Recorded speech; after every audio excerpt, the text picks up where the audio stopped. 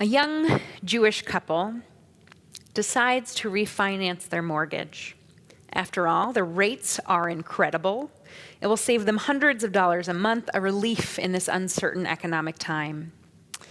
A notary arrives so that they can sign the final papers and make it official. "So, where do y'all go to church?" she asks them casually as they apply their signature to page after page.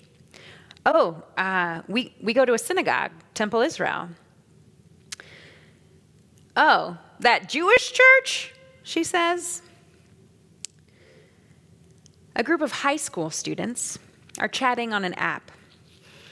In response to a comment one individual makes, another responds with, "Ugh, that's so gay." Another in the group says, "Hey man, that's not cool." And the response is, "Stop being so sensitive. You know I don't mean it like that. I'm just trying to say it's stupid." An Asian American professional is filling out paperwork with her new CEO. As she's writing, her boss says, "Your English is really good. Where's your family from?" A little confused, she replies, "Boston." No. I mean, what country are they from?" She looks up again, still confused. "The United States." No, the CEO says, "before that." "I'm American," she says with frustration.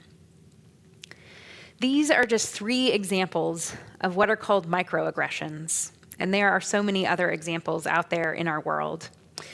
A microaggression, as defined by NPR reporter Andrew Limbong, is a thinly veiled, everyday instance of racism, homophobia, sexism, and more that you see in the world. Sometimes it's an insult, other times it's an errant comment or a gesture. Each of us is guilty of microaggressions. We hold biases and repeat harmful phrases. In the wake of the murder of George Floyd in May, the national discourse around systemic racism and power has forced us to face some hard truths about our nation and ourselves. Some big questions, and a lot of smaller ones too. Those truths came flooding back with the shooting this week of Jacob Blake in Kenosha, Wisconsin. We've seen a dramatic shift in the national conversation in the last few months, away from people insisting, "I am not racist," to now asking, "How am I racist? What biases do I hold? And what am I doing about them?" The work is not yet done, and there's so much left to do. Again, over the past few months, many of us have engaged in difficult conversations with people whom we love very, very much. And some of us have also begun to realize what biases we hold as we do the work to become anti-racist.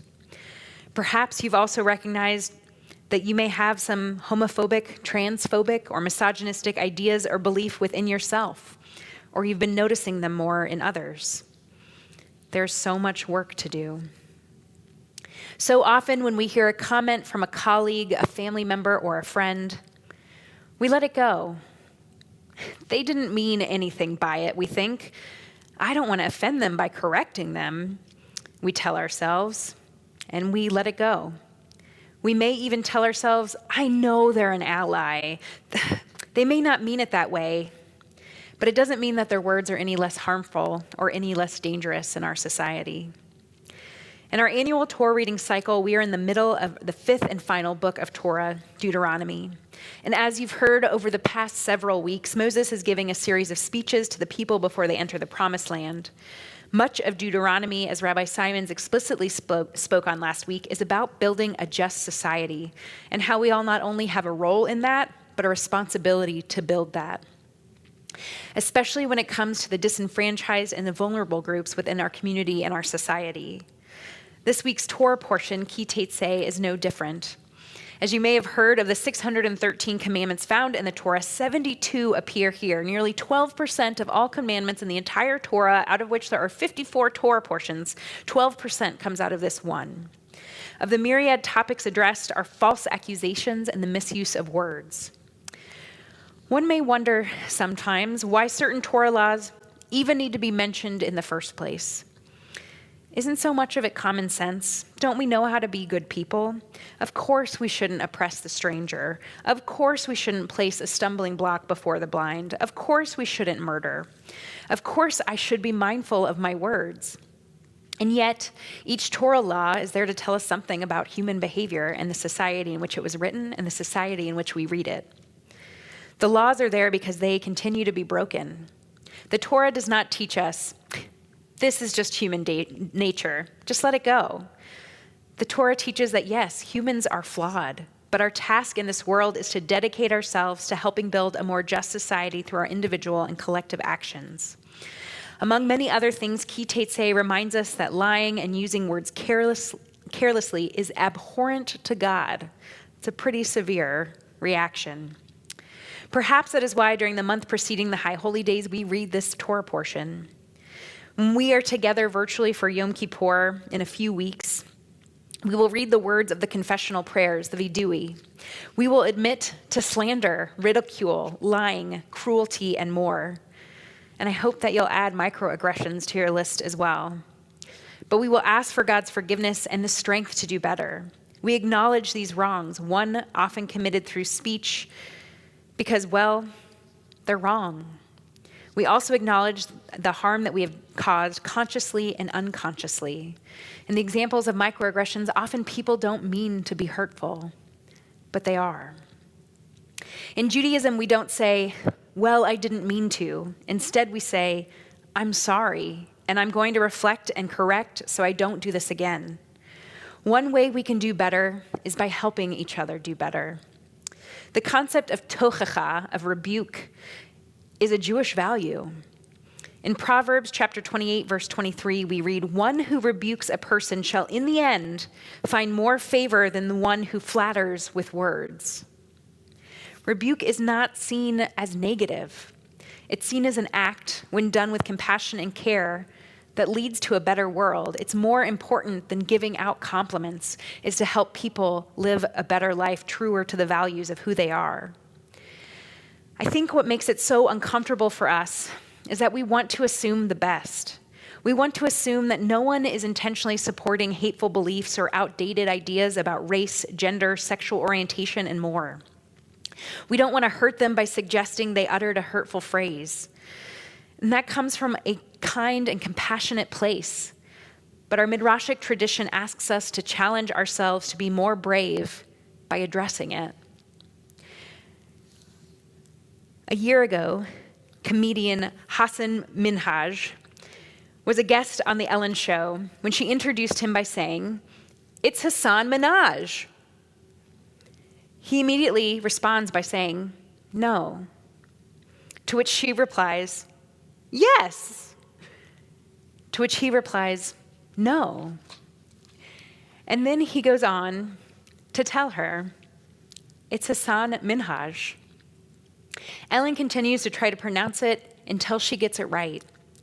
And this is just one small example in our society of addressing a microaggression, of addressing someone mispronouncing someone's name because it might sound different. And he offered a loving rebuke to help her get it right. In Genesis Rabbi, chapter 24, verse 54, verse 3, two rabbis are discussing the importance of rebuke. Rabbi Yossi ben Hanina says, "Love unaccompanied by rebuke is not love." I want to say that one more time. Love unaccompanied by rebuke is not love. When we are in relationship with one another, whether it be romantic, platonic, or professional, if we do not and cannot offer feedback or criticism, we cannot love fully, nor be fully loved. Reish Lakish agrees and adds that peace unaccompanied by rebuke is not peace. Peace is not true peace if we allow destructive behavior, no matter how small, to remain. Rebuke, they teach, can be an act of love. So important is the act of rebuke that the rabbis of the Talmud suggest that perhaps a lack of rebuke was what led to the destruction of the ancient temples in the first place. To love each other is to rebuke each other. It's worth mentioning that a microaggression is often unintentional.